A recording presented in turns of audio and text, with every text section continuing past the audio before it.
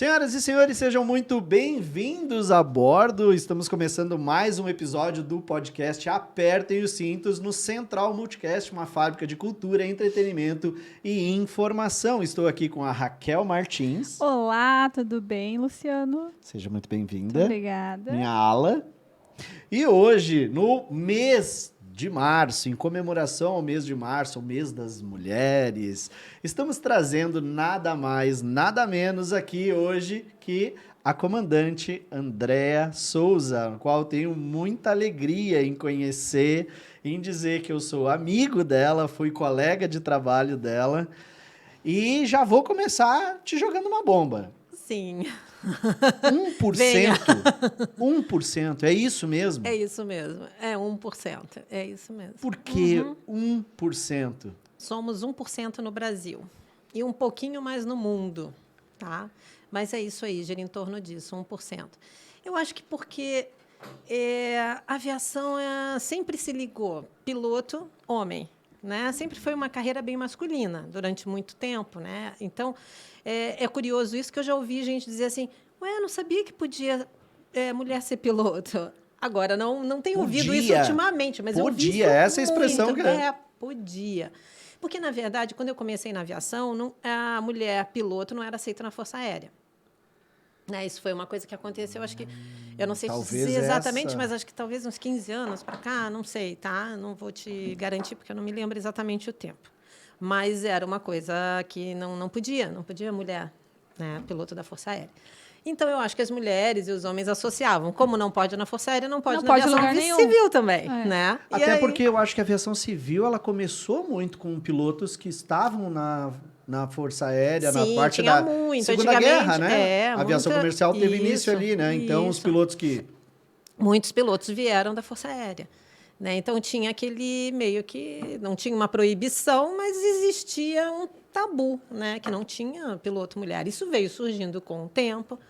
Né? A gente teve as primeiras comandantes na VASP, na extinta VASP, né? De linha aérea e tal. A VASP foi a primeira comandante mulher brasileira? Comandante mulher, A VASP, se eu não me engano, tinha a Carla e a Arlete, que foram as primeiras comandantes de Boeing do Brasil.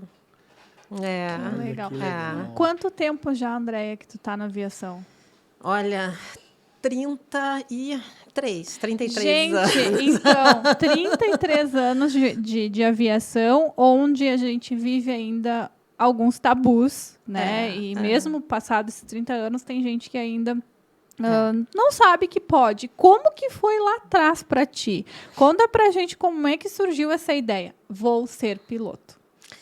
Eu morava no Rio, eu sou do Rio de Janeiro, né? Eu morava no Rio e morava na Ilha do Governador, né? Perto próximo ali, fica com uma visão muito boa do Galeão e do Santos Dumont também, porque eu morava no alto, então eu vi o aeroporto do Santos Dumont, né? Enxergava a pista da minha casa, do terraço da minha casa. E passava o antigo Eletra, né? Ele fazia o que a gente chama de curva base, que é quando intercepta a final para pouso. E ele fazia a curva base exatamente em cima da casa do meu pai e da minha mãe. E aquilo me encantava, porque você imagina, a cada hora em hora passava o Eletra. Então, eu corria, eu ficava marcando o horário, porque eu sabia o próximo sobrevoo do Eletra, e eu ficava lá esperando o Eletra passar. Eu tinha um vizinho, que era eles eram amigos dos meus pais, que eram gaúchos, né, de Bento Gonçalves, e que ele era da Varig, era comandante da Varig, e que era nosso vizinho, de fundos. Né? A minha casa, a casa dos meus pais aqui e a dele de fundos. E eu cresci com as filhas dele, brincando, né? E eu chamo de tio, porque eu cresci junto, o tio Raul, ele era piloto da Varig, então eu acompanhava aquela ida e vinda dele, né? Ele voava internacional, desde sempre que eu me lembro, ele era da Internacional. Então, eu via aquela rotina e aquilo me encantava. E aí o avião passava em cima e ele me contava histórias. Desde pequena eu chegava na casa dele e pedia: tio, aconteceu alguma coisa? Conta uma história. Eu acho que muita coisa ele até inventava para poder a minha imaginação fluir, porque eu amava, eu ficava horas ouvindo. E assim foi. Aí quando eu estava com... Minha mãe disse que com 7 anos eu comecei a falar em avião, voar. E aí com 14 eu já sabia que eu queria ser piloto. Quando eu entrei no ensino médio, eu já defini, eu quero voar, eu quero ser piloto.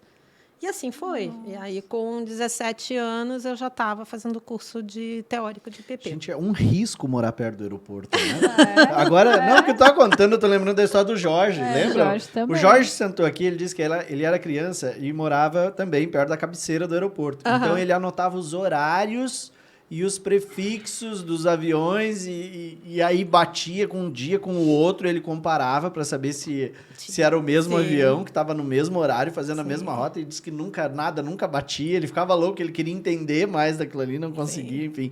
Tu estava contando a história e eu estava lembrando da história dele. Como pode, como morar perto, né? influencia. Não, influencia muito. Para você ter ideia, eu já era... Eu já era adulta, já, me lembro que eu tinha... eu devia ter uns 20 anos já, e eu ia andar na praia e eu sabia que tinha um horário que decolava o 47 da Air France. E eu sabia que era umas 5 e pouco da tarde que saía aquele voo, e ele não era diário, ele tinha alguns dias da semana. E eu ia andar na praia, eu já sabia e ficava esperando o 47 passar e aí eu me lembro que eu olhava, eu pensava assim, hoje ele está pesado, hoje ele está carregado, não está subindo quase, subindo. Não tá bem analisando a performance do avião. Não entendia nada quase, mas ficava ali analisando a performance do avião, mas era curtido. Que interessante, né? Com 14 anos, tu já sabia que tu queria Jesus mas do céu. Mas daí tu falava? Sim, eu quero ser piloto. Aí eu falei para meu pai, eu quero ser piloto. Aí ele, tá, né? Mas não levava muita fé, eu acho, né? Tá, com 14 anos. Sim. Aí eu fiz todo o meu ensino médio. No último ano começou aquela história, né? No começo do ano, vestibular, vai fazer para quê? Vai fazer para quê? Eu falei, eu quero ser piloto, pai. Só que na época a gente não tinha faculdade de ciências aeronáuticas, não existia, um curso relativamente novo, né? Que tem mais ou menos, talvez uns 20 anos, eu acho, um pouco menos. Né? Isso década de 80. Isso em 86. 86. Aí ele disse, mas não tem faculdade de piloto. E você quer fazer o curso? Tá bom. Então, a gente vai fazer assim. Você vai fazer um voo no aeroclube, se você gostar, eu pago o curso. Mas você vai fazer vestibular e vai fazer uma faculdade. Porque ele me lembra direitinho da frase dele, se esse fogo de palha passa, depois você não vai ser nada. Então, você vai fazer a faculdade. Eu falei, tá bom. Aí, fiz vestibular, fui fazendo a faculdade, tocando a faculdade e fazendo o curso porque aí eu fiz o primeiro voo, me encantei, voltei para casa e falei, isso que eu quero fazer. Aí você lembra desse primeiro voo? Lembro perfeitamente desse primeiro voo. Lembro até o instrutor, que depois foi meu instrutor de piloto privado, né? E que eu fiz a instrução toda com ele. Lembro de tudo. Lembro dos prefixos, dos aviões, lembro de tudo. Que legal, cara. E aí eu fui fazer no Rio de Janeiro, só que não na cidade do Rio, eu fiz em Volta Redonda, o meu piloto privado. E aí comecei a voar e tocava a faculdade, fazia curso de inglês, fazia curso de piloto, eu estava estafando, né? Já estava muito cansada. Aí eu fiz um ano mais ou menos da faculdade de jornalismo. Aí eu falei para o meu pai, não estou aguentando, a faculdade é muito puxada, a carga horária é muito... Se você parar, eu não continuo a pagar. Aí fui. Toquei mais 2 anos e fiz a metade do curso, mais ou menos. Quando eu mudei de curso, fui para um outro curso, convenci meu pai, um curso com menos carga horária. Só por causa da carga horária. Só por causa da carga horária, porque eu tinha que estudar, porque, paralelamente a isso, eu passei na prova teórica de piloto privado e eu tinha que passar na de piloto comercial. E tinha que estudar para caramba. E ainda tinha faculdade, e fazia inglês, ainda era uma correria a minha vida, né? Isso tudo com 17 anos, né? Nossa, maturidade já estava lá em cima, né? Bom, acho que tu já nasceu maduro. 17 anos, se me deixassem meia hora sozinho, eu tava comendo terra. Gente, pelo amor de Deus. Você ouvia críticas das pessoas, não do teu pai, não assim da galera próxima, mas quando amigas, amigos, quando você falava alguma coisa? As minhas amigas sempre, que aliás são minhas amigas até hoje, né? Todas elas, eu tenho contato. Essa semana mesmo eu tive um pernoite no Rio, aí eu vou visitar uma por uma correndo ali, porque é uma tarde, né? Tomo café meia hora com uma, depois com outra e tal, é uma correria, mas eu mantenho as minhas amizades e as minhas amigas sempre me incentivaram muito. Sempre, sempre. Que tiveram fases muito difíceis, né? Que eu precisava de um ombro amigo para chorar. E eram as minhas amigas que ouviam as minhas choradeiras, né? E até porque muitas épocas da minha vida eu tive que ficar longe, né? Da minha família, dos amigos, fora do Rio de Janeiro, e aí bate uma solidão danada. E elas eram que me apoiavam. Então, eu sempre tive muita força das amigas, meus amigos, minha família.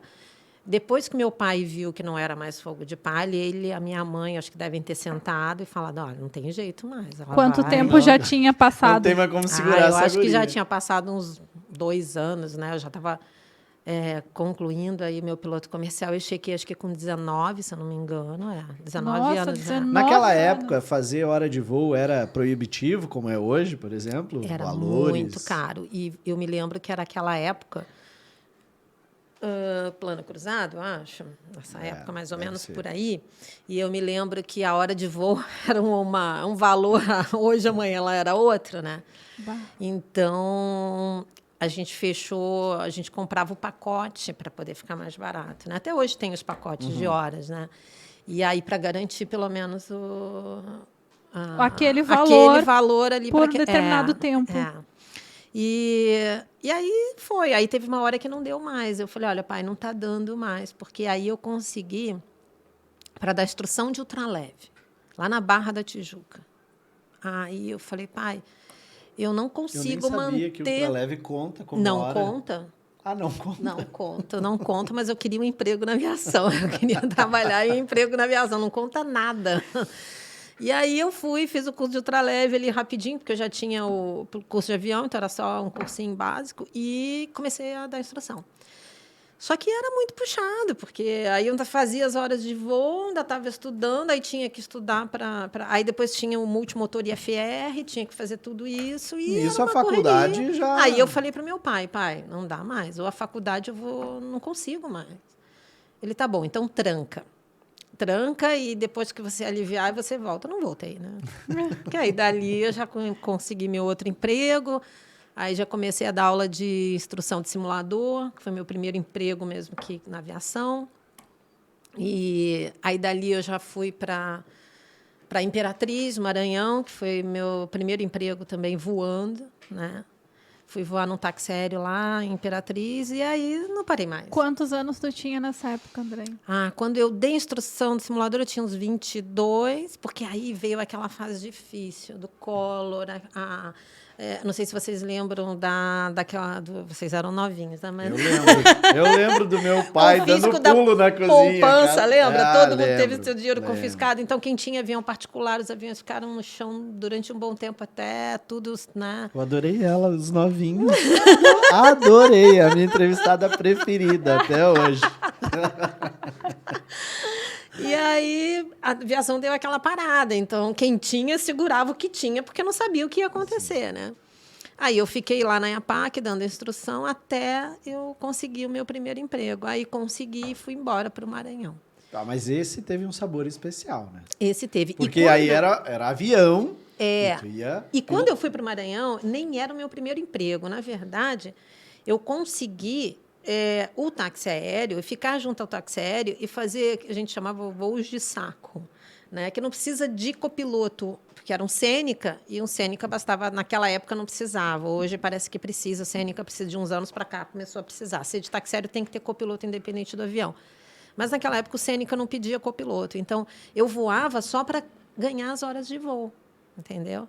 Mas eu não era necessária ali. Aí, depois de voando em 6 meses no táxi aéreo, eu acho que os donos viram que eu era realmente muito esforçada. Eu estava sempre ali, não perdi uma oportunidade. Tinha um voo, estava prontinha para fazer, para ir junto. Aí, eles me falaram, olha, vai ter uma vaga de copiloto de citation. Porque o copiloto de citation tinha saído para um outro emprego na aviação comercial. Eu disse, você quer? Só que você tem que fazer o curso. Aí eu vim para o Rio, voltei para o Rio, fiz o curso de citation, teórico, voltei para lá e comecei a voar o citation. Dali, que foi 94, aí eu não parei mais a aviação voando mesmo, até hoje. Eu só parei no ano de licença maternidade do meu filho, só. E a aviação comercial? Em que ano tu começou na comercial? Comercial foi em 2000. E na regional, porque eu voei regional antes da comercial, né? Eu voei na extinta Penta, que era com a sede em Santarém, né? Eu voei na Penta 1 ano e meio, então eu comecei a voar em 96 na regional.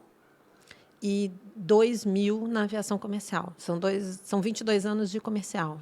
Eu fiz agora em fevereiro. Que legal, cara. E nesse tempo que tu tava lá no táxi aéreo e tal, cara, ali final da década de 80, início da década de 90, você, mulher, piloto, e desbravando literalmente os caminhos para conseguir chegar atrás do teu sonho. Houve algum tipo de abuso das pessoas literalmente abusarem, que você, não sexualmente falando, eu tô falando assim, de você perceber de explorarem, né? De algum tipo de exploração, por causa de você perceber, pilotos homens, se fosse um homem, não fariam isso, não falariam aquilo. Que tipo de coisas acumulou aí nesse período? Olha, Luciana, eu vou te falar que justamente pela época que era, pela década que era, eu acho que eu tive muita sorte. Eu encontrei muito mais gente boa pelo meu caminho do que gente ruim, né? Eu dei muita sorte. Graças a Deus, eu fui privilegiada. Quando eu fui parar nesse táxi aéreo, os donos eram um casal, né, que me receberam muito bem, né? E o irmão dele era o que tomava conta da parte de pilotos e voos ali.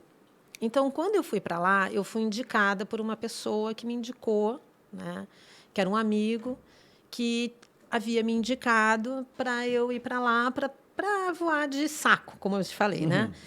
E quando eu cheguei lá, fui super bem recebida e comecei a voar, né, nessa época só para acumular horas. E não ganhava nada. Quando eu comecei a... Só que o que acontecia? Os pilotos de táxi aéreo, eles compartilham o quarto. Um comandante e o copiloto, eles dividem o quarto. E eu não tinha como. Então, o que eu fazia? Quando tinha um voo de pernoite e eu não queria perder, eu pagava o meu hotel para poder ficar no quarto separado. Sim. Né? Para não onerar o táxi aéreo. Então, você literalmente pagava para voar. Eu pagava para voar. Né? Mas uma hora de cênica valia muito. Né? Sim. Aí isso passaram os meses, né? Esse irmão do dono do táxi aéreo me chamou, que era uma pessoa ótima, que sempre também me tratou muito bem, com muito respeito, consideração, e falou para mim assim: Andréia, estou vendo o teu sacrifício, aí o teu esforço. A gente resolveu fazer o seguinte: a partir de hoje a gente vai pagar o teu quarto de hotel. Então, quando você voar, a gente vai pagar um outro quarto de hotel para você. E assim foi. Que legal. Né? E depois dali eu já comecei a receber, quando eu virei copiloto de citation, eles já pagavam a hora de voo. Então, assim, eu tive muita gente boa que me ajudou, sabe? Gente que sentiu que eu realmente queria aquilo. É porque, assim, eu acho que se você também se dedica, se entrega, respeita o teu trabalho, faz aquilo com amor, com carinho, as pessoas vêm. E, automaticamente, as pessoas atraem pessoas boas que querem ajudar, entendeu? Pô, ela está aqui se esforçando, ela largou, saiu do Rio de Janeiro, veio para o interior do Maranhão, está aqui, vamos dar uma força. Então, eu tive isso, sabe? Eu tive sorte. Encontrei, né, percalços pelo caminho? Sim, claro. Gente que não me ajudou, gente que olhou e falou, não, sim, mas eu preferia pensar que não era porque eu era mulher, mas que talvez um homem também não conseguisse, entendeu? Eu procurava não ficar pensando nisso. Não, é por preconceito. Ou por... Não tiveram, por exemplo, assim, parceiras de jornada que você viu, de você dizer, cara...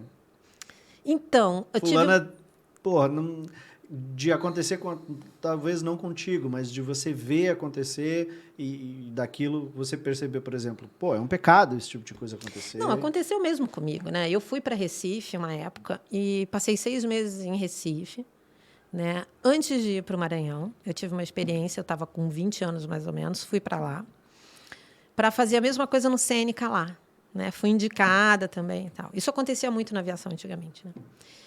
E eu cheguei lá e fui muito, digamos assim, ignorada, né? E não tive a menor oportunidade, não consegui.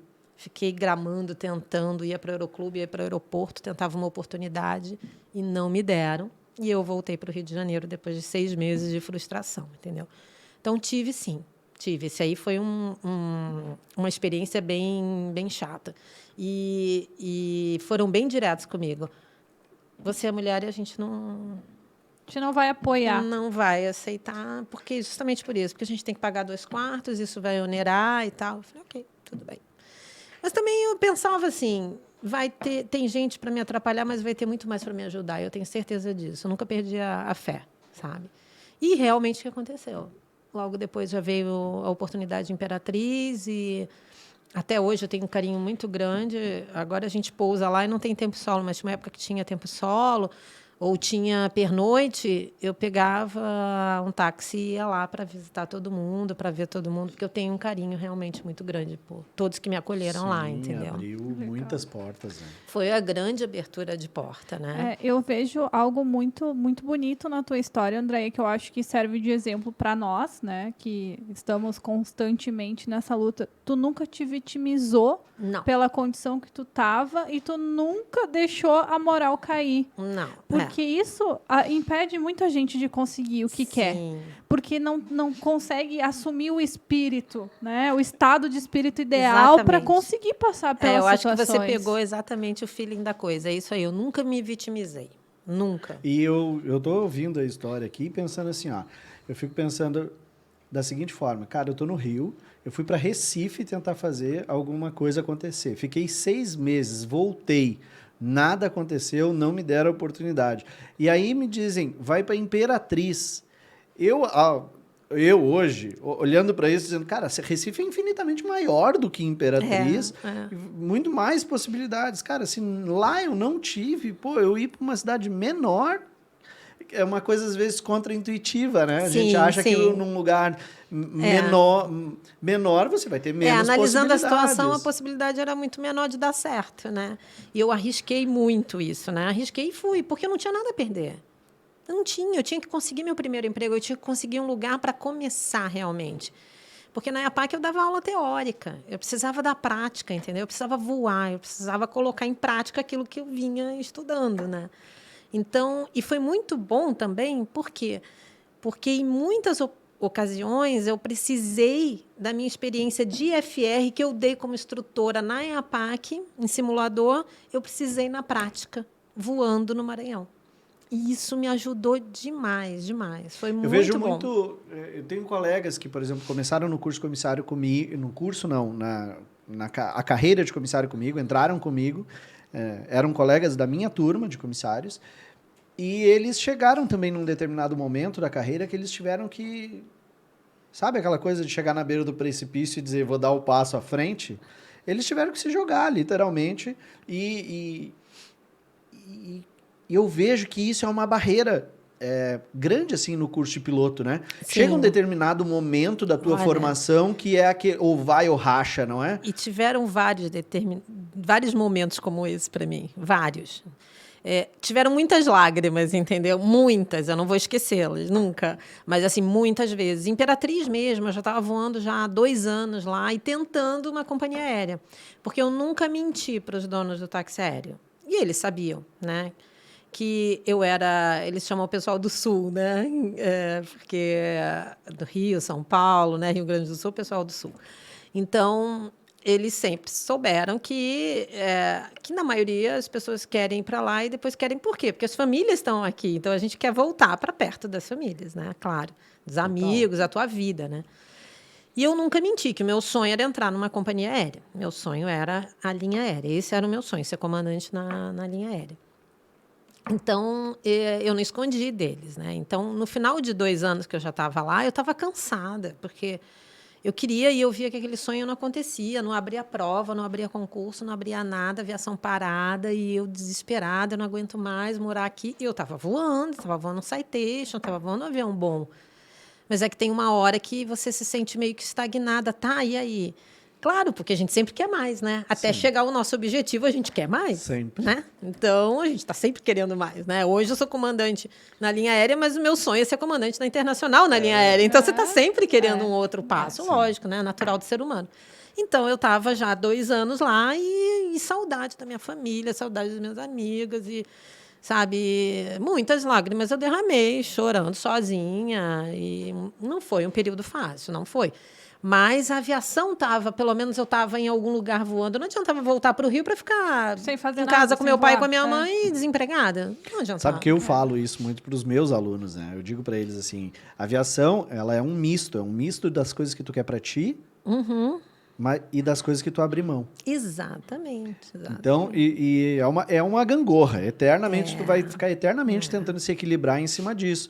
E muitas vezes, para te entrar, tu tem que ter consciência do que tu tá abrindo mão. E tu tem que convencer o selecionador de que tu sabe e de que tu tem estrutura para isso. Sim. E eu falo para eles, cara, quem acompanha o Instagram de qualquer comissário de bordo ou piloto brasileiro, ali não tá retratada a realidade. Não. Porque a gente coleciona muito mais horas. O reloginho de sozinho num quarto de hotel é infinitamente maior do que o reloginho num bom restaurante, Claro. né, num ponto turístico, Sim. ou seja Uma lá praia. fazendo uma praia ou fazendo qualquer outra coisa. Exatamente, exatamente. Eu sempre falo o seguinte, porque a gente vê que na aviação tem muito piloto frustrado.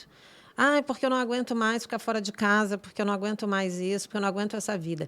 Então, eu costumo dizer o seguinte, que a aviação, você ser piloto, você quer ser piloto ou você quer ser aviador? Se você quiser ser piloto, você vai, compra teu avião, tira o teu brevet e ok.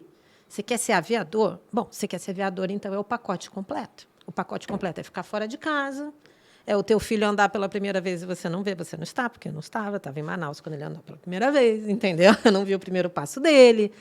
É isso, entendeu? O que você quer? Você quer a vida de piloto? Você quer ser piloto ou quer a vida de aviador? Se você quer aviador, então você vai ter que... Isso vem no pacote. Vem os ônus e vem o bônus E vem também. o bônus, e você tem que entender que isso faz parte e ter prazer. Não, lógico que não de deixar de ver meu filho andar, não é isso. Mas ter prazer também, até no momento difícil, de levar aquilo numa boa, entendeu? De colocar o teu uniforme e dizer assim, não, eu faço o que eu gosto. Tem dias que alguém gosta de acordar às 3 da manhã? Não, ninguém gosta, né? Por mim, eu só voaria à tarde, à noite, madrugada, que eu adoro. Mas eu tenho que acordar às 3 da manhã. Mas eu sei que eu vou fazer o que eu gosto, então vamos lá, entendeu? Então é bom. Agora, isso faz parte do pacote de aviador, entendeu? E quando Vem com chegou isso. a oportunidade da linha aérea? Aí foi o grande sonho na minha vida, né? Que aí, quando eu entrei, que eu sentei ali na direita e comecei a voar, eu olhava o avião e dizia assim, meu Deus, eu não acredito que eu estou voando. Quando eu fiz a externa, eu acho que todo piloto se dá conta daquilo que conseguiu quando ele faz a externa, que é aquela inspeção, né? Externa no avião, que você dá 360 ali, que você caminha e volta do avião. Eu não acredito que eu estou voando este avião. Meu Deus, obrigada. É quando cai a ficha. Sabe? Na externa, quando eu fui copiloto da coisa que eu não Internacional, sabia. que eu voei um avião grande e eu fiz a primeira externa e eu disse, eu não acredito que eu estou voando esse avião, eu não acredito, não acredito. Dá uma excitação, assim, porque aí você dimensiona o passo que você deu, que é para mim, pelo menos, né? Aí você olha para trás e vê que tudo aquilo que tu passou, as lágrimas que tu derramou, valeu a pena. Ai, valeram todas. Eu não voltaria atrás, não mudaria nada. Então agora eu quero entrar num outro terreno nebuloso aqui. Afinal de contas, você entrou na aviação. Sim. Agora é copiloto. Sim. E agora é uma mulher e um homem dentro de um cockpit fechado e é ele que dá as ordens. Sim. Como foi esse momento, essa época de copiloto? E aí a gente já está década de... Já era foi o 2000? ano de 2000. Ano de 2000. Então, Isso. aí chegou uma mulher no cockpit. E como foi essa relação de copiloto, de ter comandantes, muitas vezes aí com histórico de ser autoritário, aquela coisa do... Sim, Porque a sim. gente tinha muito isso nessa Sim. época, do comandante ser o comandante. A gente já tinha o CRM, né? O curso de CRM, né? Que trata justamente isso, né? É você saber lidar e tratar das adversidades e conviver dentro de uma cabine, dentro de um avião todo. Mas ainda era muito menos trabalhado, digamos assim, do que é hoje, né? Até porque hoje a gente tem um mundo com mais respeito, né? De tudo, né? Então, antigamente não era tanto assim. Quando eu entrei, nós éramos 5. Na verdade, só existia uma quando eu entrei na empresa que eu trabalho. E entramos 4 de uma vez. Então, formamos um grupo de 5, né? E éramos, acho que 0,5% do grupo, né? Todo. E 0,5% a gente estatisticamente falando na época era isso aí. E Mas eu vou te falar que foi assim, ó, as maiores dificuldades que eu vivi, e como essa que eu passei em Recife, de ouvir isso, não, você é mulher, a gente não quer, porque vai onerar, não me interessa. Tipo, essas coisas, elas praticamente foram extintas na aviação comercial. Porque eu entrei já numa empresa com uma mentalidade mais moderna, mais atual e mais para a época, né, em 2000. Então, a gente foi muito bem recebido, assim. E uma coisa muito importante, a primeira piloto que entrou na empresa, ela fez um trabalho muito bonito, muito bonito. Uma pessoa maravilhosa como pessoa e profissionalmente falando. Então, ela tinha um histórico muito legal. Então, eu digo que ela abriu portas para a gente. Porque talvez se não tivesse acontecido isso, ela não tivesse tido essa carreira profissional tão maravilhosa, talvez a gente não tivesse tido essa oportunidade. Então, eu digo que nós somos gratas a ela, a pioneira, entendeu? Porque quando nós entramos, ela já tinha aberto esse caminho maravilhoso. Sim. Então, para a gente foi olhado de uma outra maneira. Eu acho que aí todo mundo já... Ela deve ter assim, muita história para contar lá dentro, né? Eu vou te dizer que eu não. Por quê? Porque eu acho que a cama já estava feita para a gente, entendeu? Nós já encontramos uma caminha bonitinha e feita e bem feita. Então, claro que teve desafio. Eu ouvi de um comandante, não gosto de voar com mulher. Ouvi. Eu disse, ok. Tá bom. Problema. Se eu pensei, né? Se você quiser descer, desce você. Eu não vou descer. Então, entendeu? Mas assim, falou, não me tratou mal nem nada. Eu disse, não, eu não gosto de voar com mulher. Seco e grosso e direto. Mas Andréia, ele foi em 22 anos. Então, tá bom, né? Tá bom. Tá bom. eu quero te fazer uma pergunta. Tu acha que as mulheres têm tão poucas comandantes assim porque não existe procura? Ou porque existe ainda um preconceito na contratação de mulheres? Eu acho que porque não procuram muito. Você vê nos próprios aeroclubes, né? Você vai ver um grupo de... Eu acho que hoje aumentou bastante, mas eu não tenho acompanhado mais aeroclube, né? Então, eu não posso dizer isso. Mas eu acho que ainda assim, a procura ainda é muito menor. A procura é menor. O que acontece? Eu acho que uma coisa que muitas vezes vira até... de conversar, eu acabei descobrindo isso, que muitas não querem por conta depois da futura maternidade. Aí você vai dizer, tá, mas o comissário também vai passar por isso. Sim, só que o que acontece com a carreira de piloto? Você investe muito, é muito dinheiro para você lá na frente dizer assim, não quero. Entendeu? Você vai jogar fora um apartamento aí. Então, você tem que pensar bem se é isso que você vai fazer.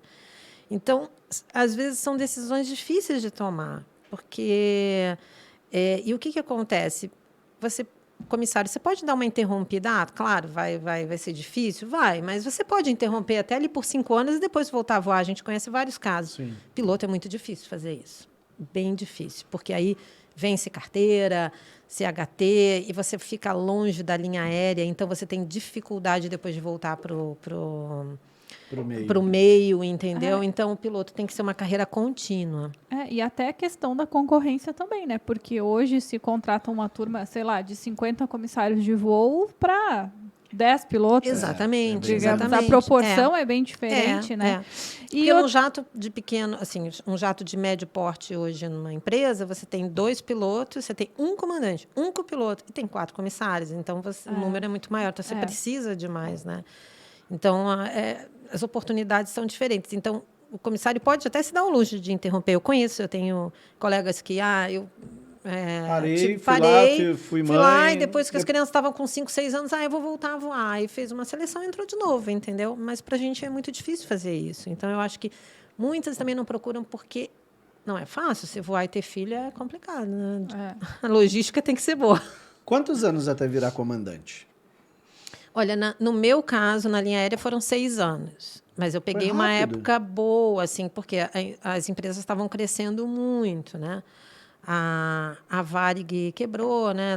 Depois, mas antes veio a Transbrasil, a VASP. Então, as empresas deixaram muitas linhas em aberto. Então, as empresas que tinham no mercado foram crescendo, né? E então foi uma época que a gente sabia, eu virei copiloto agora nesse avião, acho que vou ficar uns 2 anos nele, já passo para o outro, mais 2 anos sai comandante, era uma conta assim. Hoje em dia, você vê que em todas as linhas aéreas, como elas já atingiram um tamanho já bem grande, né? Então, o crescimento é menor, Igual então que se fica era muito mais tempo. na época da Varig, o pessoal dizia, né? Ó, abriu uma vaga no 47. Aí o outro respondia, quem morreu? Quem morreu, exatamente, é mais ou menos assim hoje, entendeu? Já chegou num... É. E aí, botar as 4 faixas em cima do ombro, como é que foi a sensação? Ai, foi muito legal, foi muito legal, foi muito gostoso, assim, acho que eu me lembro direitinho do meu primeiro voo, em que eu olhei para o lado e falei assim, caramba, agora não tem ninguém para olhar para a esquerda, esse negócio complicar agora é comigo mesmo. Dá uns segundinhos, assim, que você pensa, ai, que saudade de um comandante aqui na esquerda. Que agora é tudo, a decisão toda é tua. Mas aí vai acontecendo naturalmente. O primeiro ano é maravilhoso, o dia que você é promovido é um sonho, você não esquece nunca mais. Né, que chega um comandante, geralmente, que põe as faixas, geralmente é o teu chefe, né, que põe as faixas, 4 faixas, é uma emoção muito grande, porque aí você lembra de tudo que você passou, tudo que viveu, e disse, gente, valeu a pena mesmo, entendeu? Legal. Muito gostoso. Agora eu vou fazer o meu voo, no meu ritmo, né, claro, seguindo os procedimentos, mas assim, né, no meu time, na minha, né? E aí é muito gostoso, é muito bom. E o peso? O peso que chega, assim, com o dia a dia ali. Beleza, passou, fui promovido. É pesado, eu acho, no primeiro ano, porque eu peguei um ano, assim, foi promovido no ano do caos aéreo, né? Eu peguei muitas situações, assim, logo nos primeiros 3 meses de promovida a comandante. Muito aprendizado. E aí eu dizia assim, poxa, por que eu não fiquei mais 6 meses para sair comandante? Se esperar o caos aéreo passar, não, eu fui promovida 3 meses, entrou o caos aéreo, e aí foi puxado. Mas foi bom também, entendeu? Porque aí eu me lembro que depois que completou um ano, mais ou menos, de comandante, já era uma coisa automática, assim, né? Já passa a ser uma coisa automática. Claro que cada voo é um voo, você tem que, né, estar muito ligado em tudo, mas é a mesma coisa quando você aprende a dirigir e depois de um ano, um tempo ali, você já está... Já aquilo já Habituado a fazer. Habituada, já é mais... E tu teve alguma dificuldade com algum colega por causa disso? De ser mulher e mandar em homem? Porque a gente sabe que tem essa Agora rixa, inverteu, né? Agora sim. eu inverti. Sim, Teve sim. alguma coisa, alguma situação que tu viu assim, declarado, que tipo assim, puxa, ele não gostou que eu dei tal ordem, mesmo sendo dos procedimentos. Teve alguma situação?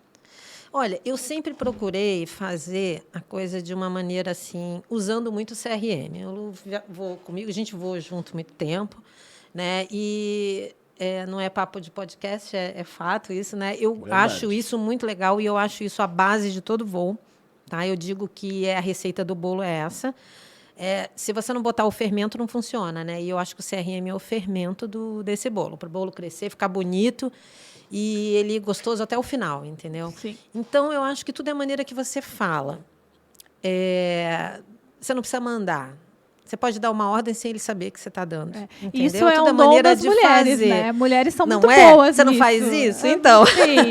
Então, a gente aquela... já nasce com esse dom. É aquela velha assim, se você tiver que lembrar alguém que você é uma dama, é porque você não é. Exatamente. Então, não é? já Então, a coisa vai fluindo. já. Agora, assim,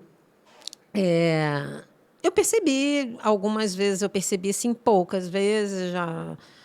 Quando eu saí comandante, eu tinha 36 anos, né? E eu tinha uma cara de novinha. Então, às vezes, o copiloto não me conhecia, eu olhava e dizia, né, quem é, né? Mas tudo é a maneira que você vai quebrando, né? Você vai sentindo, tem que ter feeling, entendeu? Eu acho que o feeling é o mais legal de tudo. E você tem que ter feeling. Às vezes, a pessoa está até intimidada com aquilo, está se sentindo meio... Desconfortável porque, na verdade, ele está sempre com o homem ali, entendeu? Não faz parte da criação, né? da Exatamente, histórica. Então, eu acho que hoje as últimas gerações já são bem diferentes já, né? Mas antigamente ainda tinha um pouquinho.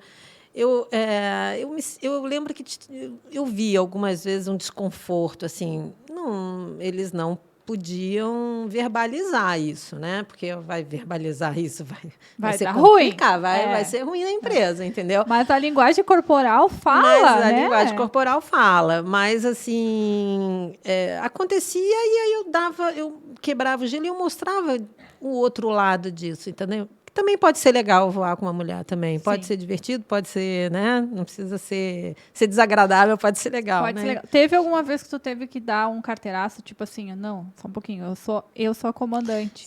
Eu já teve assim, porque quando acontece alguma coisa, a gente sempre pede a opinião, né, do copiloto, dos comissários, a gente traz o grupo junto, ó, a gente está acontecendo isso, e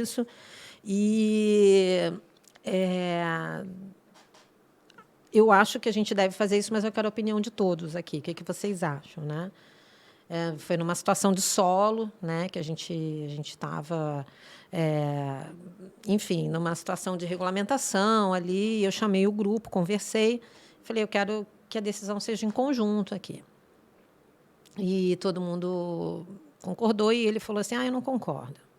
Eu disse, tá, por que você não concorda? Me passa, que de repente a gente não tá vendo visão, o lado, né? né? Não concordo com isso. Eu disse, não, isso aí não tem fundamento. Então, estuda a lei, vai estudar e vai saber o que você está falando, porque agora... E a gente vai fazer do jeito que eu estou falando. Então, se você não quiser, você tem a opção de descer. Então, precisou uma vez falar assim. Se impor. Mas talvez ele falasse isso com o homem também, não sei, entendeu? Sim. Foi Pela situação. pela não situação, quer entendeu? dizer- Não quer. Eu disse, vai ser assim e pronto, né? Então, acontece, é raro de você ter que chegar a essa situação? Acontece, mas é raro. Porque você pode colocar as coisas de uma maneira que elas sejam conduzidas que não precisem passar por esse caminho. Só que tem que ter um pouco de feeling aí para fazer isso, né? Sim. Esse lance de acabar entrando numa situação desagradável. Eu vou contar uma história aqui que a gente estava falando antes nos bastidores. Uma vez eu estava fazendo um voo com a Andréia e a gente estava vindo para São Paulo e ela fez um speech dizendo que a gente ia fazer uma órbita em cima de Confins, uma espera, para retardar a nossa chegada a São Paulo devido ao fluxo, né? Tráfego aéreo e tal. E aí ela terminou de fazer o speech, tocou uma chamada. Aí fui eu lá com a senhora. Pois não, senhora. Ela olhou para mim e disse, comandante é uma mulher? E eu disse, sim, senhora, comandante Andréia. Você faz um favor para mim? Eu disse, claro, senhora, o que a senhora precisa? Você dá um pulinho lá na frente e vê se a gente tem gasolina. Sabe como é que é mulher? Mulher sempre esquece de olhar essas coisas. Aí eu dei um sorrisinho pra ela, né? Cheguei lá na frente, disse, oi, André, tudo bem, a Luciana. Aí entrei no cockpit e disse, André, como é que a gente vê se tem combustível aí no avião? Aí a André toda atenciosa, é assim, ó, Lu, trocou a tela, mostrou aqui é o tanque da esquerda, da direita, quanto está sendo usado, não sei o quê, explicou, me deu uma instrução ali. Disse, legal, sabe por que eu tô te perguntando isso? E ela nem te perguntou por que tu queria Não, saber. não, óbvio que não. A pessoa nessa finesse, foi lá e explicou tudo. Eu disse, não, deixa eu te contar por que eu vim perguntar isso aqui. Aí contei e ela ficou assim, eu não acredito que a mulher perguntou isso. Exatamente Agora eu vou lá garantir pra ela. Aí eu disse, agora que tu me ensinou, eu vou lá dizer que tu me ensinou a ver pra poder fazer a piada, né? Sim, Aí sim. voltei lá, falei pra passageira, a senhora, ela me ensinou a olhar lá e realmente tem, a senhora fique tranquila, tá? E nisso eu terminei a explicação ali, saí e teve uma segunda chamada, que essa tu nunca ficou sabendo. Teve uma segunda chamada e a passageira também perguntou, a comandante é uma mulher? Eu disse, E ela disse, mas a gente está seguro? A gente está... Eu disse, sim, senhora, a gente está seguro. Inclusive, acabei de ir lá na frente ver se tinha combustível. Brincadeiras à parte, mas assim, existiu a segunda chamada. E a minha pergunta agora é o seguinte, porque eu fiquei extremamente espantado que a grande maioria das pessoas ficava feliz de ver que a comandante era uma mulher, admirado e dava os parabéns. Até esse dia, que nesse dia tinham duas mulheres Mas ali. eu costumo dizer o seguinte, o passageiro desce e diz assim para mim, ai, que legal, uma mulher, puxa, parabéns. Eu falei, obrigada.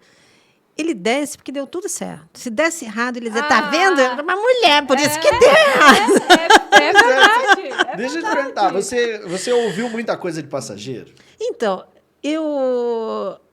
Essa vez me marcou lamentavelmente, porque eu sou mulher e eu acho isso um absurdo, lamentavelmente, mais de mulher do que de homem. Isso é que me irrita profundamente, e aí eu não engulo. Porque aí, se a mulher fala, escuta na hora também. Pra te ver, nós deveríamos ser nossas principais apoiadoras. E a gente, eu tô falando a gente como mulher, a gente julga muito mais a outra mulher.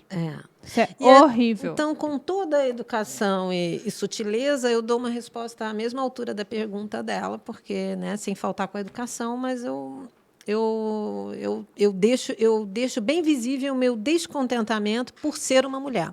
Porque um homem você espera. Você já espera dele. Entendeu? Isso, porque né? o mundo ainda é machista, né? Agora, de uma mulher, eu acho horrível. Uma mulher não acreditar no seu próprio... Na sua própria capacidade, aí eu cúmulo, não. Aí eu não aguento. Aí eu não tolero. E aí eu falo isso mesmo. aconteceu algumas... Com que Olha, frequência eu isso vou te acontece? falar que umas 3 vezes eu ouvi isso de mulher. Uma vez eu estava na porta, a gente recebia o embarque na porta, né? E aí eu estava na porta, eu e a auxiliar 3, e aí o passageiro começou aí foi entrando, eu me lembro direitinho que era no Rio de Janeiro. Estava um calor no finger, e aí ele entrando, aí entrou um casal. Aí já mais velhos, assim. Aí eu vi que ela cochichou alguma coisa e deu aquela parada no embarque, acho que eu teve bloqueio por causa de mala, bagagem, aquela coisa, né? Então deu aquela parada. E eu vi que ela olhou para mim e cochichou alguma coisa com ele. Tá, até aí nada. Aí daqui a pouco parou de novo e parou exatamente do meu lado. Aí eu falei, aí ela falou assim: "Você é a comandante?" Eu disse: "Sim, sou eu."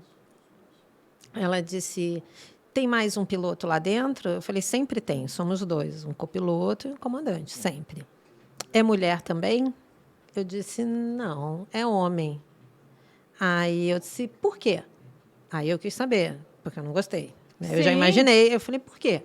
Aí ela disse assim: "Não, porque eu queria saber o quanto seguro nós estamos." Eu falei: "A senhora não confia nem no seu próprio taco, é isso?" Que vergonha, hein?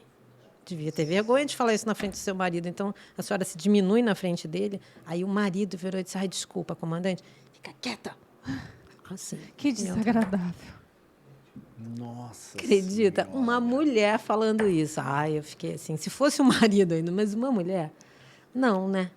Por favor. Cara, Não. como se nós mulheres não tivéssemos que estudar tanto quanto, né, os homens, como se tu não tivesse Acho que feito a mais. mesma prova. Mas ao mesmo tempo Eu que costumo isso dizer acontece. mais, Porque porque a gente vocês tem que têm mais provar. desafios. Exatamente. Mas ao mesmo tempo que isso acontece, aí os outros passageiros atrás, é um absurdo isso, e já todo mundo, né? Aí a pessoa vai ficando assim, ai, não devia ter aberto a boca, né? Se arrepende Mas que de bom, abrir a Andréia, boca. que tu respondeu, porque a gente tem que dar essas respostas. Porque se tu não dá essas respostas, um outro dia ela vai encontrar outra mulher em outra situação e ela vai fazer o mesmo. Exatamente. Então, eu digo, a gente tem que ajudar a educar esse povo. É. Porque não é grosseria. Não, Não, tu tem que parar isso com na todo, raiz. sabe? Eu falei bem calmamente. Eu falei: "Ai, a senhora devia ter vergonha na frente do seu marido, se diminuir assim. Isso é muito feio. Muito, muito feio. Muito... Se eu tivesse ouvindo dele, tudo bem. Agora, de uma mulher, realmente me decepciona demais." Falei para ela. Ela ficou muito sem graça e o marido pediu desculpas. Então, aí você vê que é bem isso que você falou, entendeu? Se eu não falo nada, aí que exemplo que a gente está dando? E outra, se ela se acha no direito de falar isso, eu também tenho o direito de dar a minha resposta com educação, mas tenho. Exatamente, e né? deve. E deve, devo, né? Acho que é só a gente saber o tom certo. Agora, muita coisa acontece e eles comentam entre eles, ou então para no chefe, né? E muitas vezes não chega até a gente. Então, muitas vezes eu não sei, entendeu? Como a gente está, o Lu, né? A gente já estava acostumado, a gente voava muito junto, então tem intimidade para chegar. Mas quando você não conhece o chefe, às vezes ele escuta isso e não fala nada, entendeu? Fica sem graça de falar alguma coisa comigo, porque não tem, né, muito approach, assim, e fica meio... E a gente já tem essa instrução de filtrar as coisas, de não ficar levando tudo. Então, você olha, pô, a comandante é uma mulher, aí vou levar um comentário desagradável. Vou derrubar esse avião para ensinar essa doida aí com que ela tá lidando. É uma das coisas que eu sempre falo para os meus alunos. Cara, você tem que avaliar. É a pessoa que está levando todos nós. Sim. Você sabe o quanto essa notícia vai impactar ela? Pode levo na boa. Pode não ser a única coisa nem um pouco, é aquilo mas... que a gente falou. A gente tem que educando nossos filhos, né? Educando os nossos, né? E sutilmente educando também as pessoas sem agredir, sem ofender, sem nada, mas educando e mudando isso, né? Porque acho que eu tenho, faz parte do. tenho Então, a gente tem certeza obrigação, né? que a pessoa que papel. fez isso, no momento em que ela for fazer de novo, ela vai lembrar. Ela não faz mais, eu Ela acho. não faz. não. Então Até a porque o gente marido tem que deu educar. uma Não nela faz. que ela não vai, né? Gente, Não que faz, vergonha. não. O tal do vergonha alheia, né? Exatamente. Depois foi o que a auxiliar 3 me falou. Vergonha alheia, né? Eu disse, pois é, né? Uma mulher é vergonhoso mesmo. E eu quero fazer uma pergunta antes de tu perguntar que eu vi que tu abriu a boca. Como é que foi pra ti, assim? Porque teve essas situações chatas, mas já teve também alguém que quis te conhecer, que quis se aproximar da comandante, que rolou aquele climinha legal. Eu gosto de saber dessa parte, né? Não, tem muita gente que quer tirar foto, né, Lu? Tem voo que é assim, posso tirar foto? Eu falei, olha, gente, se a gente tem tempo, né, depois do pouso, aí tudo bem, mas às vezes a gente está naquele procedimento de turnaround, que você tá desembarcando, a limpeza vem, limpa e já vai embarcar trocando Muito tripulação, né? Ou às vezes até mesmo a gente fazendo a próxima etapa. Então não dá tempo, então não posso atrasar o voo para tirar foto. Aí peço desculpa, não dá. Mas tem muita gente, eles procuram muito porque é diferente. Mas sabe o que é legal? Muita criança gosta quando o pai e a mãe falam, é um piloto e tal. Aí quer ir, muita menina quer tirar foto comigo, sabe? Aí as meninas me agarram, assim, botam o rosto. Agora tem o problema da máscara e tal, mas quando não tinha, elas queriam botar o rostinho colado, era uma gracinha, assim. Legal. A gente aprende a ver quando é o espertinho, quando entra na cabine, eu já olho o olho, o cara já me olhou diferente, eu disse, opa, com isso eu não vou tirar foto. Aí eu disse, posso tirar foto? Pode tirar da cabine. Pode tirar... não posso, no momento a gente não está podendo tirar e tal, eu desconverso. Porque você vê que às vezes tem, entendeu? Sim. Tem, acontece. Eles não chegam com piada nem nada, mas... A gente percebe, mulher, a a gente vê gente no olhar sabe, ali, sim. aí não vai, né? Sim. Não vou Porque- deixar ir adiante essa situação. Que eu sempre gosto de fazer essas perguntas, mas diferente dos comissários que estão ali expostos aos clientes, Sim, vocês sim. ficam mais reservados, né? Mas Sim, mesmo sim. assim, tem esse lance de... Engraçadinho Agora de pode chegar. Do e engraçadinho. dar uma letra. Imagina. Comandante bonita, né? Vou dar... Obrigada. André, como foi o momento da maternidade? Porque tu mesmo comentou aqui que o lance disso para a mulher, assim, de chegar a um determinado momento, e você, inclusive, relatou colegas que deram uma interrompida na carreira, depois Sim, voltaram sim. e tal. E pelo que ficou claro aqui na tua história, vou pilotar, a vida inteira, baixou a cabeça ali. Só que aí, um dia, lá na frente, linha aérea, levantou a cabeça e disse... Quero ser mãe. Ou como é que veio essa parada? E foi aí, assim como mesmo, é que... porque, na verdade, não era um sonho, um grande sonho da minha vida ser mãe. Tá? Não tenho vergonha nenhuma de dizer isso. Meu filho é a melhor coisa do mundo e foi a melhor coisa do mundo que eu fiz. Mas eu era tão focada na aviação que eu só pensava nisso. Então, eu não pensava muito na maternidade. Eu não dava espaço para a maternidade entrar. Aí eu saí comandante, fui promovida a comandante, já era comandante. Eu disse, tá. Né? E, na época, o meu marido disse, e aí? Né? Acho que já está na hora. Né? A desculpa era porque eu não era comandante, não queria interromper a carreira e tal. Sim, agora já eu disse, comandante. não, eu quero muito. E, realmente, parece que deu um clique, assim, e eu disse, agora é a hora, sabe? E foi. Depois eu já tinha ali 25 anos, mais ou menos, de aviação, né? Por aí. Não, 20 anos, uns 20 anos de aviação. E foi a primeira vez na minha vida que eu pensei em parar de voar, por incrível que pareça. Por isso que eu digo que eu acho que tem muita mulher que não procura carreira pela dificuldade depois da maternidade. E vou te falar que é muito difícil. Foi o momento pós, então. Foi. Depois de voltar. O primeiro ano do meu filho, né? Eu me lembro que o primeiro voo que eu fiz, depois que ele nasceu, e na época a gente não tinha escala-mãe, não se fazia isso em nenhuma empresa brasileira. Não existia isso ainda, né? Não existia nem uma prática dentro das empresas, porque acho que foi uma coisa que veio surgindo com a necessidade, né? E que as empresas viram que a gente realmente tinha essa necessidade. Então, não tinha escala-mãe. Então, eu saí para voar e deixei meu filho para um voo de 5 dias. Bah. Então, Com 6 mesinhos. Com 6 meses. Então, foi assim, imagina, né? Parecia que estão enfiando uma faca em mim, né? Apesar de eu gostar muito do que eu faço, eu pensei, será que vale a pena? Será que... Porque aí vem a culpa, E né? já tinha, acho que não Vem tinha a nem culpa de não estar em videochamada casa. nessa época. Não tinha. Não tinha ainda. Era 5 dias sem ver, literalmente. Sem ver, só pelo telefone, só que ele não falava. Então, É. não tinha. Então, era assim, complicado, sabe? Foi bem complicado no início. Aí, depois, tudo vai se ajustando, as coisas vão entrando nos eixos, você vai se acostumando, você aprende também a olhar para o outro lado. Eu fico fora? Fico, mas também que mãe que, às vezes, fica vários dias em casa, que pode pegar na escola. Eu lembro que minha mãe trabalhava o dia inteiro, minha mãe nunca me pegou e me levou na escola. Nunca pôde fazer isso. E eu podia levar, podia pegar, podia assistir uma aula né, depois a aulinha de capoeira que fazia, eu não sei o quê. Eu participava muito também. Então, eu comecei a ver que tem um lado de sacrifício. Às vezes não está no Natal, não está no Ano Novo, não está em alguma data. Quando caminha, você não vê e tal. Mas também tem outras oportunidades. Então, vamos trabalhar isso. Aí você vai se adaptando. Mas... no começo foi difícil. Cheguei a pensar, disse, acho que eu vou fazer outra coisa da minha vida. Mas eu pensei, fazer o quê? Eu não sei fazer nada diferente. Onde eu vou começar agora com 40 anos quase? Aí eu disse, não, peraí, vamos... Se acalmar, né? Porque era algo tempo novo. ao tempo, É. sabe? Dá tempo ao tempo, que as coisas vão se acomodando, elas vão se ajustando. Mas é muito difícil, muito difícil. Hoje não. Hoje, Eu admiro. Hoje ele vai fazer 14 e nem liga mais para mim. Ele Sim. vai ouvir isso aqui e vai dizer assim, ai, mãe. Mas é bem assim. O meu tá com 13, já não quer mais saber. Vamos fazer tal coisa. Ai, pai, eu quero ficar com meus amigos. Assim. Vamos lá, não sei aonde. O que eu vou fazer lá? Eu disse, como assim, cara? A gente interage. Tá, gente, o que tu quer conversar? Conversa aqui comigo. Assim, não quer mais estar junto. Impressionante. E eu aí... achei, sinceramente, que fosse demorar mais.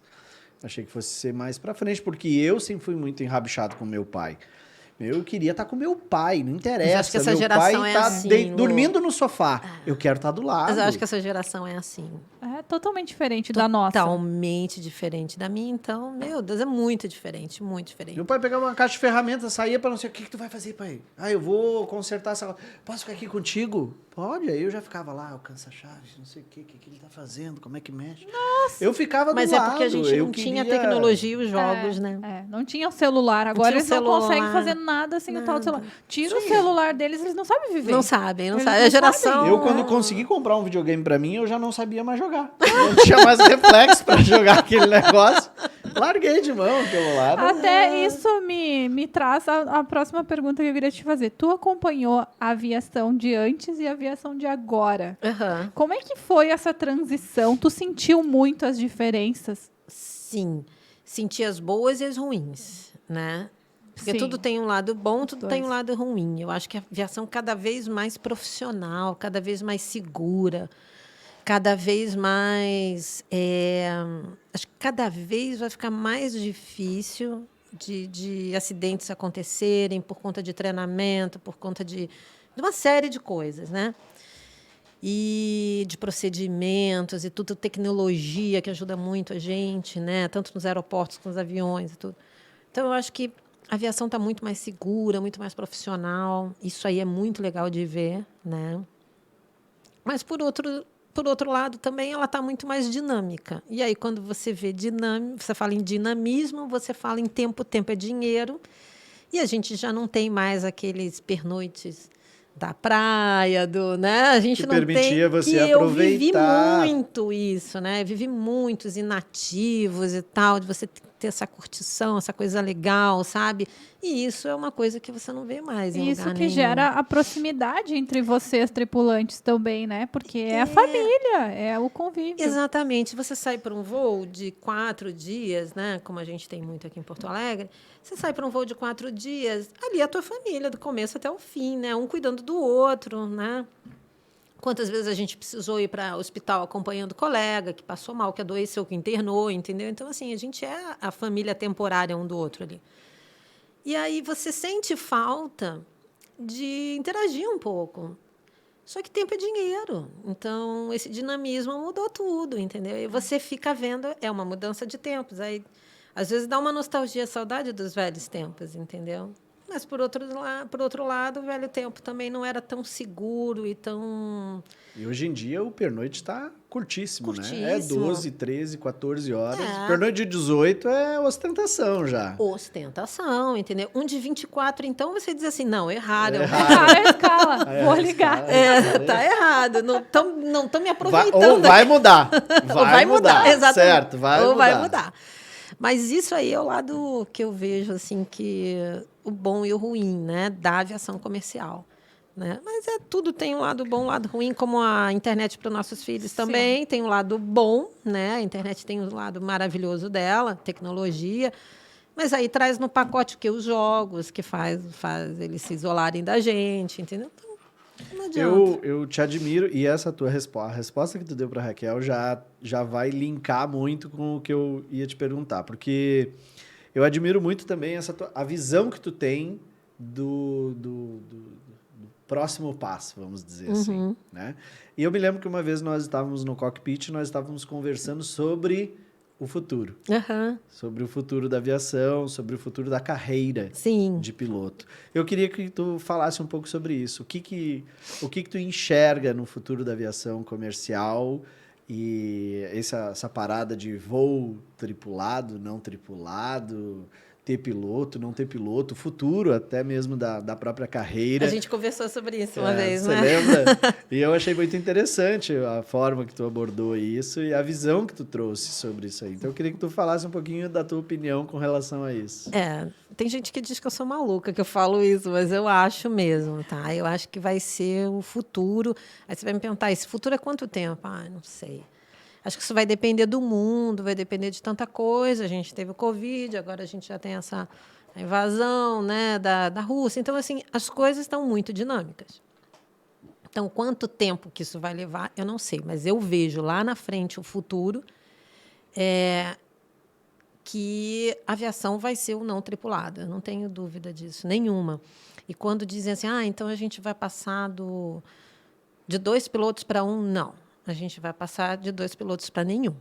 Lá no futuro vai ser isso. Eu não tenho a menor dúvida, E eu acho que a indústria aeronáutica vai estar caminhando já para isso, até por testes que já foram feitos e tudo, entendeu? E numa condição segura. E numa condição muito segura, porque a tecnologia ela não tem fim, né? A evolução tecnológica não tem fim, né?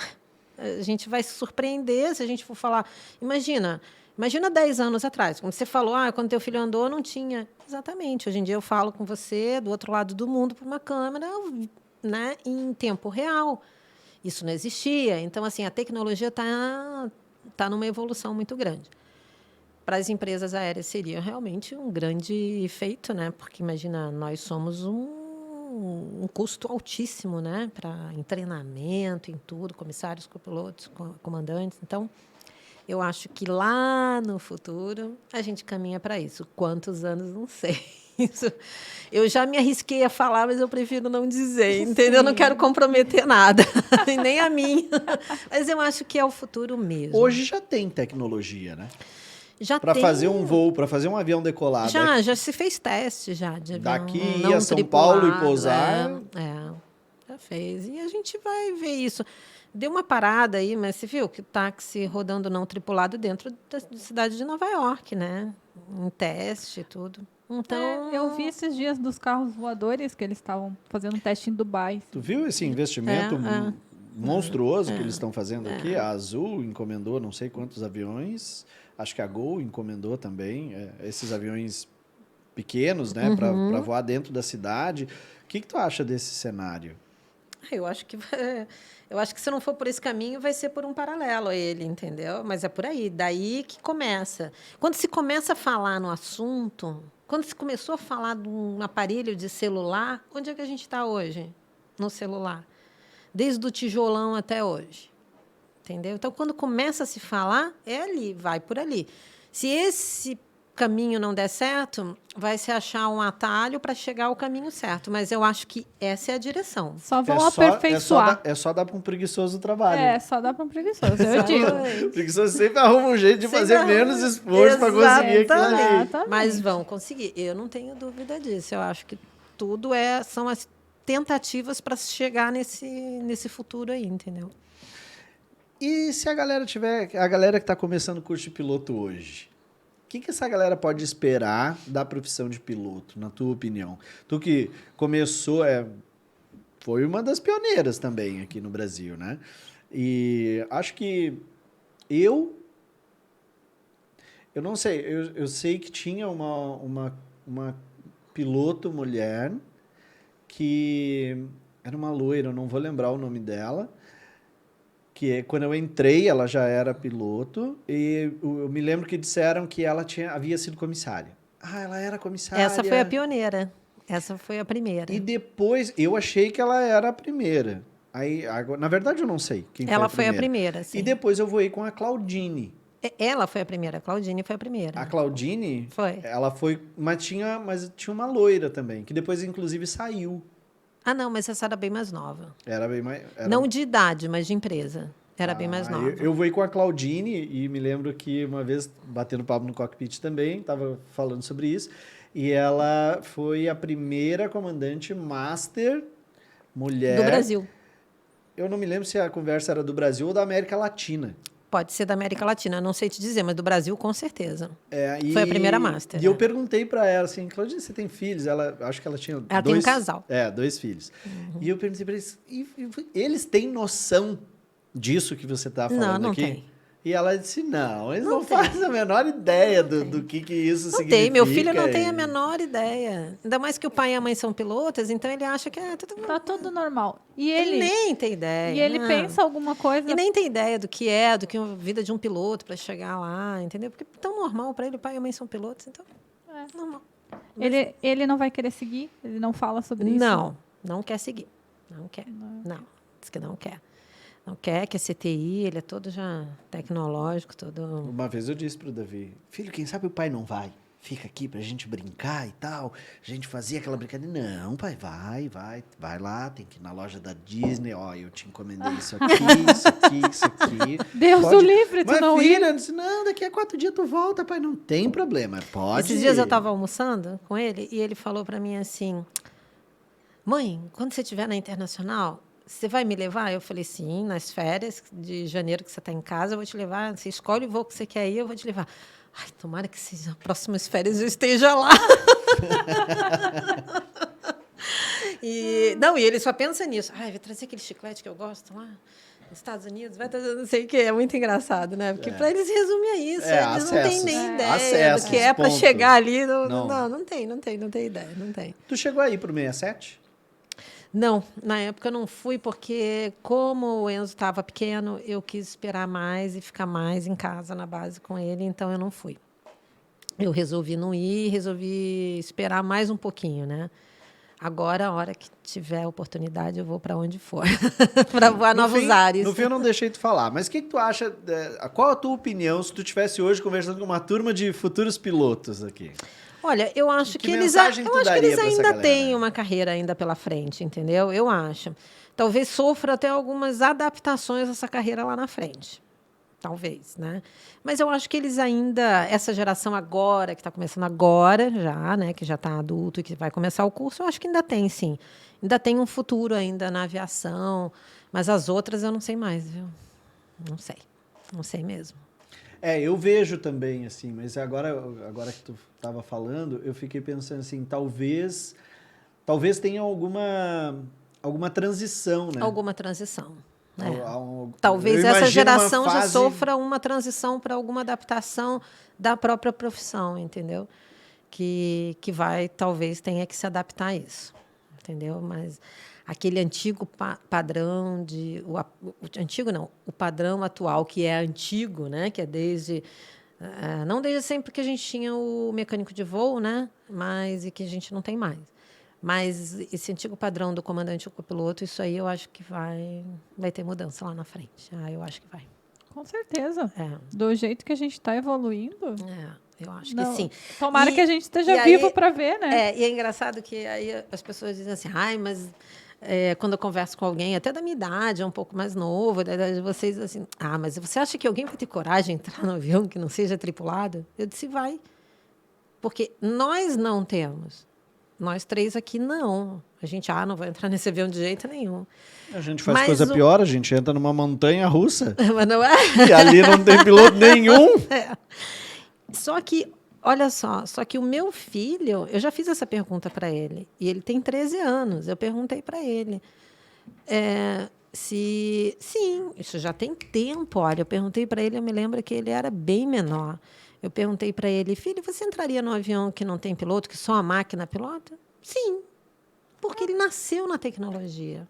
Uma criança hoje que está nascendo em 2022, você acha que daqui a 30 anos ela... Óbvio. Sei lá, daqui a 50, não sei. Não sei quantos anos seria nós, isso. De repente, para nós que temos uma concepção de que alguém deve estar controlando aquilo ali.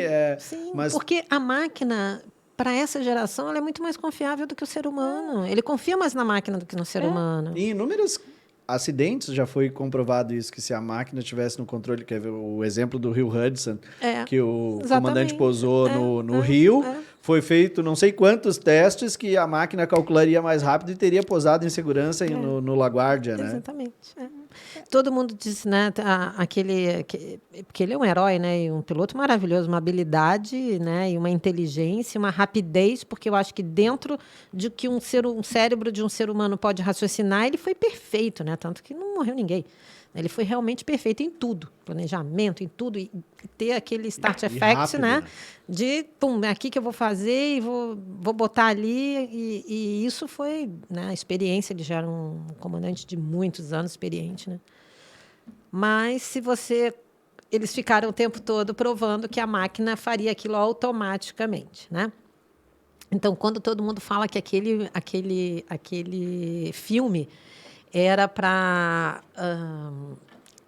mostrar a habilidade de um piloto, eu falei, não, gente, justamente isso é para plantar a sementinha. Para plantar a sementinha do futuro, entendeu? Porque nós, seres humanos, nós somos. E eu acho que cada vez mais vão surgir surgir filmes aí nesse sentido aí, sem ser tão futurístico assim, né? Não é aquela coisa do futuro que, quando a gente vê assim, diz assim, não, daqui a 300 anos, 200 anos. Não tanto, entendeu? Tanto assim, não mesmo. Eu acho que isso aí tá indo muito rápido, muito, muito rápido mesmo, né? Então, a Andréia pensa em fechar as asas? Como é que é esse assunto para ti? Então, eu faço 52 mês que vem. E, aos 65, a gente tem que parar de voar. Então, teoricamente, eu tenho 13 anos a mais de voo aí, né? Não sei se irei até concluir os 13 anos, tudo depende, né? Vai que eu ganho na Mega Sena, eu paro antes. Mas não sei, tudo depende de muita coisa, entendeu? Você acha que o fator dinheiro realmente ele determina isso? Eu acho que, assim, eu calculo que... Ou, de repente, criar uns gatos, ter uns cachorros, sair para viajar, fazer sem ter escala para cumprir. Eu acho que a gente tem que pensar nisso, entendeu? Eu acho que a gente tem que tentar se manter saudável para uma aposentadoria legal e poder fazer justamente isso, entendeu? Viajar, que eu amo viajar. Apesar de estar sempre viajando, eu adoro viajar. Então, eu quero aproveitar a vida, eu não quero parar para morrer. Eu não quero. Porque eu te pergunto, para os 65, obrigatoriamente. Sim, obrigatoriamente. Quantos anos mais com saúde?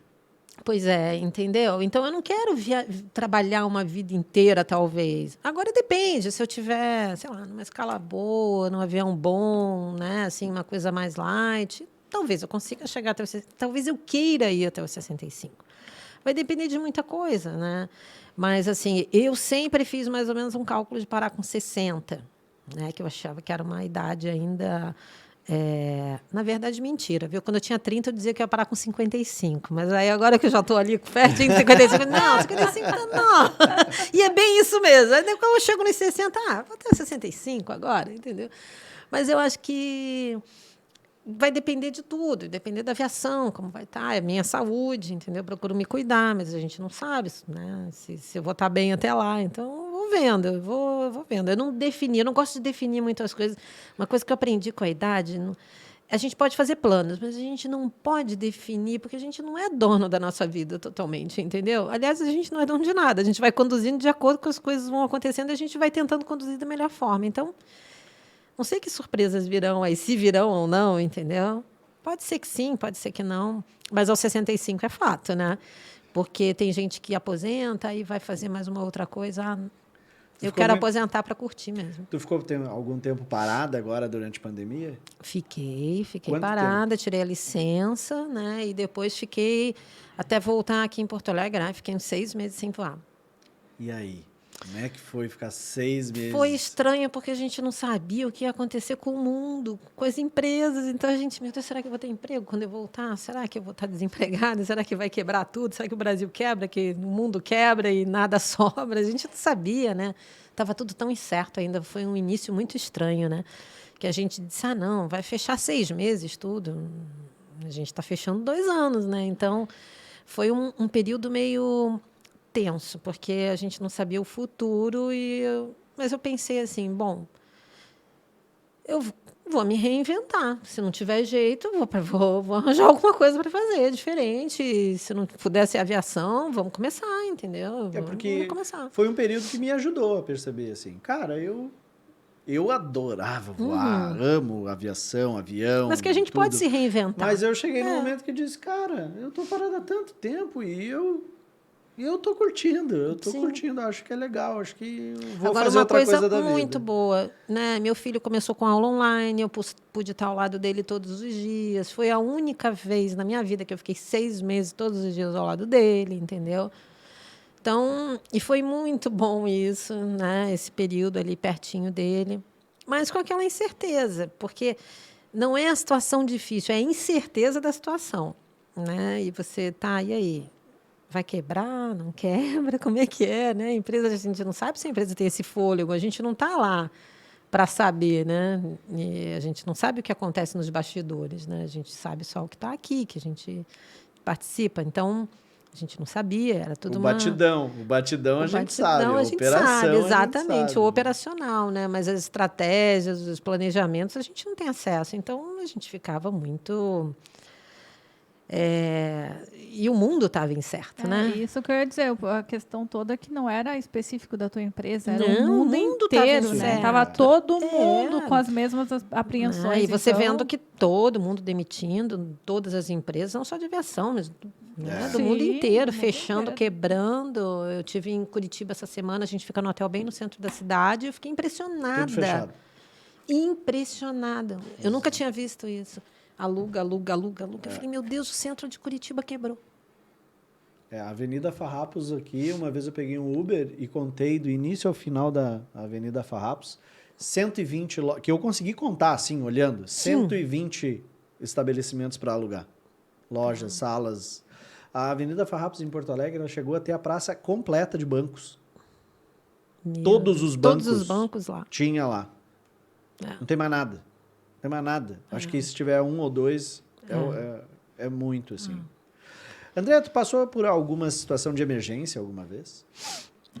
Olha, passei por algumas, assim. Uma eu era...